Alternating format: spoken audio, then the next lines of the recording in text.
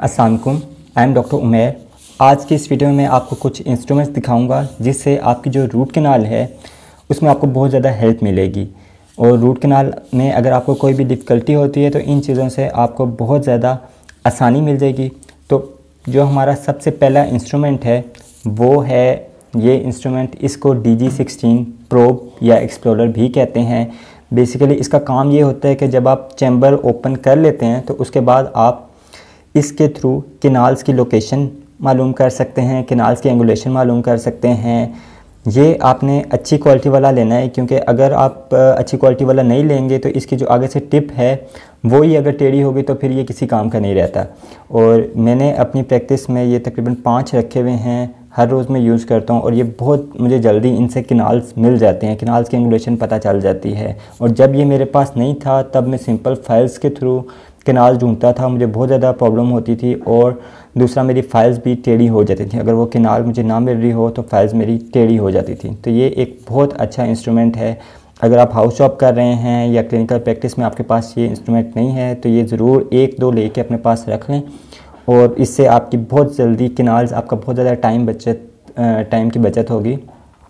तो एक तो ये हो गया DG16 प्रोब, ये रूट कैनाल के लिए मस्ट है।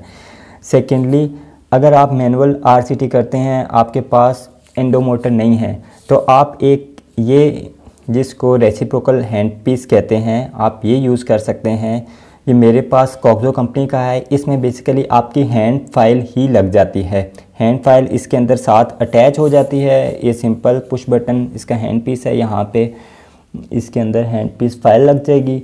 और उसके बाद आप इसको सिंपल जो आपका स्लो स्पीड वाला हैंड पीस होता है उसके आगे लगा के यूज़ कर सकते हैं। अब इसका फ़ायदा क्या है, आपने एक दफ़ा वर्किंग लेंथ ले ली, फाइल डाल के एक्सरे के थ्रू या एपिक्स लोकेटर के थ्रू वर्किंग लेंथ ले ली। अब आप जो है इसके थ्रू फाइल यहाँ पे लगा के काम कर सकते हैं।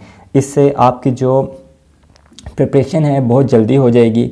आप 20 to 25 तक इसके साथ प्रिपेयर कर लें, बहुत जल्दी आपकी प्रेप हो जाएगी, बहुत अच्छा काम इससे हो जाएगा। जब हमारे पास रोटरी अभी अवेलेबल नहीं थी तब ज़्यादातर लोग यही यूज़ करते थे। टाइम की आपकी बचत होगी, और दूसरा इससे आपको फाइल ब्रेकेज का भी डर नहीं होता, क्योंकि ये सिर्फ रोटेशन मोशन में काम नहीं करता, ये रोटेट भी करता है और ये फिर रेसिप्रोक भी करता है। मतलब एक दफ़ा यूँ 360 डिग्री पूरा ये नहीं होता, पूरा रोटेट नहीं होती फ़ाइल आपकी, और दोबारा से ये दूसरी साइड पे भी मूव करने लग जाता है। तो फिर इस तरह फ़ाइल पे ज़्यादा स्ट्रेस नहीं आता और बहुत अच्छी प्रेप हो जाती है।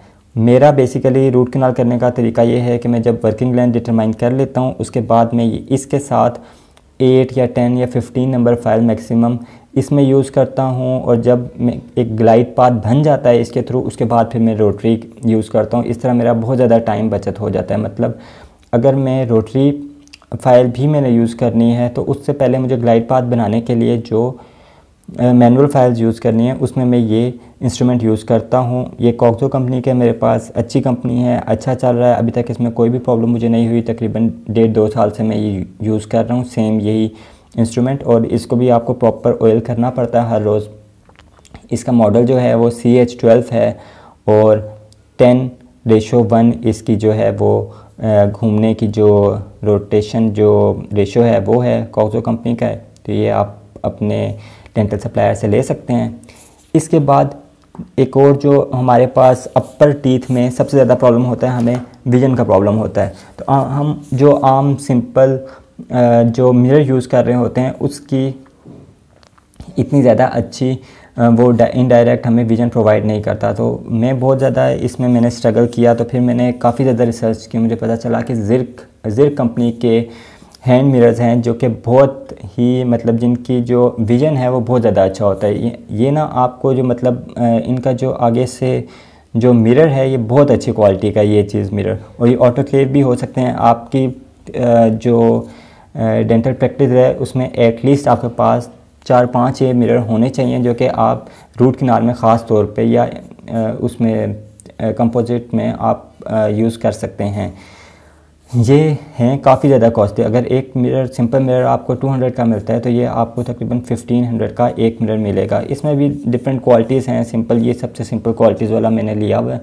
मेरे पास 4-5 हैं मेरी प्रैक्टिस में ये, और ये मुझे बहुत ज़्यादा यूज़ होते हैं जब मुझे इनडायरेक्ट विजन चाहिए होता है रूट कैनाल में। ज़िर्क कंपनी का आता है, बहुत कम पाकिस्तान में इसके सप्लायर्स हैं, लेकिन आप ढूंढेंगे तो आपको ईज़िली मिल जाएंगे और आपकी इससे बहुत ज़्यादा रूट कैनाल इम्प्रूव होगी।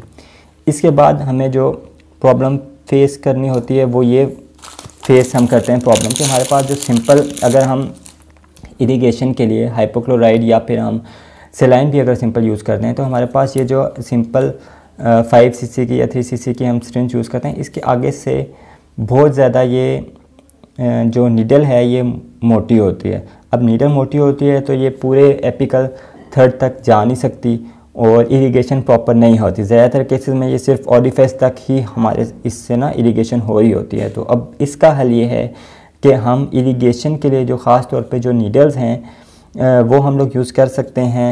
इनको ये हेनरी सेचन की कंपनी की मेरे पास नीडल है, इजीली अवेलेबल है, आप पाकिस्तान में ले सकते हैं। और भी बहुत सी कंपनी की हैं, फांटा कंपनी की हैं, बहुत सी कंपनीज़ की ये आती हैं। ये आम सिरिंज से हमें काफ़ी ज़्यादा कॉस्टली पड़ती हैं, लेकिन इससे भी आपकी रूट कैनाल बहुत ज़्यादा इम्प्रूव हो जाएगी। अब इसको मैं आपको लगा के दिखाता हूँ इसका फ़ायदा क्या है।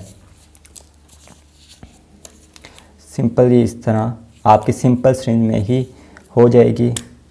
अब इसको अगर आप देखें, एक तो ये बहुत ज़्यादा पतली सिरिंज है, इतनी ज़्यादा पतली है कि ये आपके किनाल के अंदर पूरी एपिक्स तक घुस जाएगी। उसके बाद इसको जब आप यूज़ करेंगे तो आपको ज़ाहिर बात है, क्योंकि आगे से इसका ऑरिफिस नैरो हो गया है, पतली सिरिंज है, तो आपको थोड़ा सा नॉर्मल सिरिंज से ज़्यादा ज़ोर लगाना पड़ेगा, लेकिन आप यूज़ टू हो जाएंगे इससे। और इससे इरिगेशन बहुत ज़्यादा अच्छी होगी, आपकी रूट कैनाल में बहुत ज़्यादा फ़र्क पड़ेगा ये यूज़ करने से। अब इसका एक और जो फ़ीचर है वो ये है कि आगे से ये सिर्फ एक साइड पे इसका एग्ज़िट पोर्टल है, तो अगर आप प्रेशर भी एग्जर्ट करते हैं तो वो ये डेब्रिस को एपिक्स के बाहर पुश नहीं करेगी। ज़्यादातर केसेस में डेब्रिस को एपिक्स के बाहर पुश नहीं करती है, क्योंकि ये एक साइड पे इसका पोर्टल ऑफ एग्ज़िट है, और जिस तरह नॉर्मल सिरिंज का होता है बिल्कुल सामने वाली साइड पे, उस तरह इसका नहीं है, और काफ़ी ज़्यादा ये भी इरिगेशन में हेल्प करती है।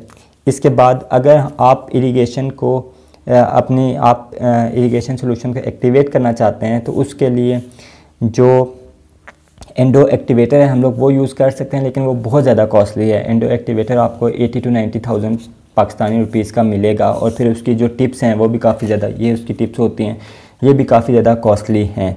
तो हम लोग ये यूज़ करते हैं कि एक चीज़ होती है, इसको वाटर पिक फ्लॉसर कहते हैं। ये पाकिस्तान में तो अवेलेबल नहीं है, लेकिन अमेज़ॉन पे इजीली अवेलेबल हो जाता है। तो अगर आपका कोई रिश्तेदार बाहर है तो आप उससे मंगवा सकते हैं, या पाकिस्तान में भी कुछ कंपनीज़ हैं जो कि आपको ईबे और अमेज़ॉन के प्रोडक्ट्स डिलीवर करती हैं घर पे ना, थोड़ी सी शिपिंग कॉस्ट लेके।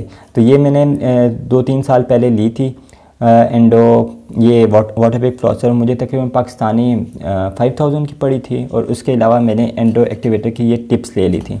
अब ये जो टिप्स हैं ये ऑटोक्लेवेबल हैं, और इसमें बिल्कुल परफेक्टली ये इसमें इंगेज हो जाती हैं, मतलब कोई भी आपको इशू नहीं होता।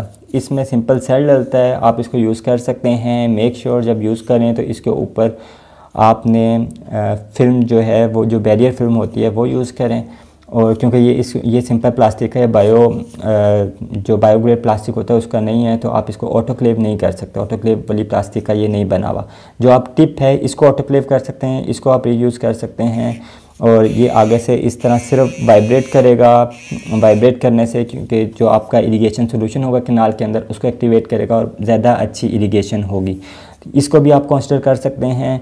ये इतना कॉस्टली नहीं है, लेकिन इसकी जो एंडो एक्टिवेटर की जो टिप्स हैं ये काफ़ी ज़्यादा कॉस्टली हैं। तो आप इस तरह भी कर सकते हैं कि कोई 2-3 आपके जो दोस्त हैं वो मिल के ले लें, और 2-3 जो हैं टिप्स अपने पास लेके रख लें, उनको ऑटोक्लेव करें और यूज़ करें। ज़्यादातर ये मीडियम साइज़ में ही यूज़ होती हैं, क्योंकि मीडियम साइज़ आपकी लार्ज कैनाल्स में भी यूज़ हो जाती हैं और स्मॉल कैनाल्स में भी यूज़ हो जाती हैं। तो ये जो है आप 2-3 लोग मिल के ले सकते हैं। ये मुझे आई थिंक 11,000 का या 12,000 का पड़ा था, काफ़ी पहले मैंने लिया था, 2 साल पहले, और यूज़ हो रहा है और काफ़ी अच्छा है।